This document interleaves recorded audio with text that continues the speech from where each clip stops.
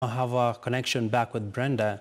And of course, Brenda, a very interesting time for NSSF, even as they have announced this partnership with Safaricom. The big question many Kenyans would like perhaps answered is, how effective will it be? At the same time, when will it start? Well, Abby, good afternoon.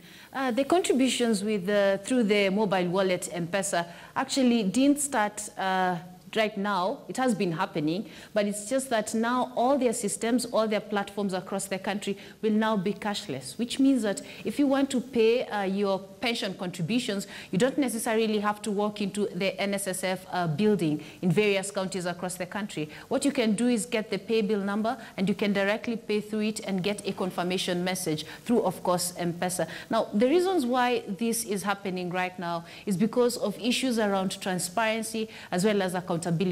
You know, with cashless payments, you can easily trace the money, where it comes from and exactly where it is going, compared to previously where accounts were there, but you can't really verify who has done what. And also, they weren't really digital, so you can't really put a finger according to it. And also, this will also be a very good area where the NSSF can be able to bolster numbers, because you find that some people really want to pay their pensions, but they don't have a way or a means to do it.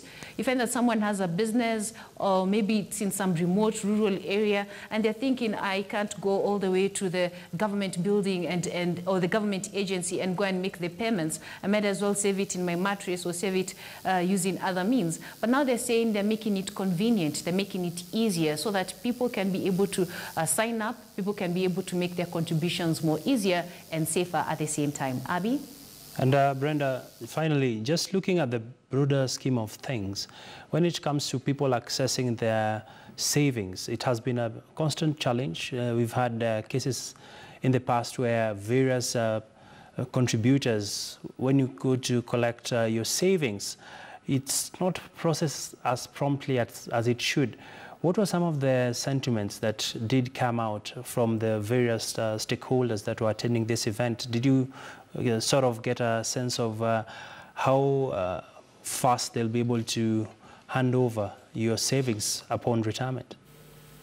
But that's a very good point that you've noted right here. And I'll specifically talk about the informal sector, because this is one key area where we have suffered from such effects. Now, in the informal sector, we have so many players. We're talking about people who sell sweets, newspaper vendors.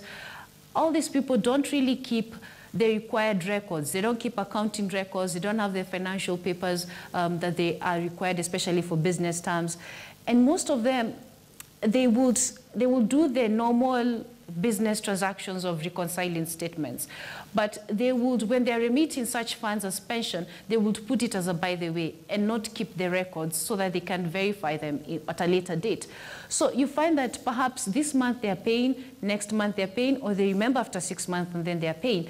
Then once it's done, or probably they have an accident, or maybe they've reached the age whereby they want to go and take back their pensions now with the government, they find that the records, they were inconsistent, there were a bit of hiccups, they are not consistent in paying, but then they'll argue it out that I've been remitting money, but now I am not getting my funds in return. At the same time, we also have issues in relating to inheritance, and also issues around people who've been left behind by their loved ones.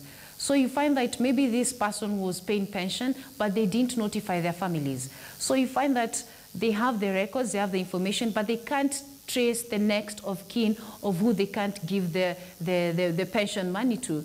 Or number two, this person was saving but kept it a secret.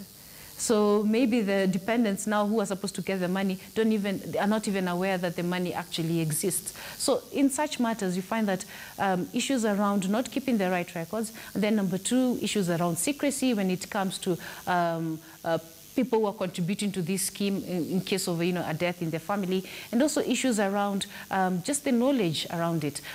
You can be told this is how you pay your pension scheme, but have you done your homework to know how exactly when you can get your money back? So it's also in relation to education and financial literacy around pension schemes in the country.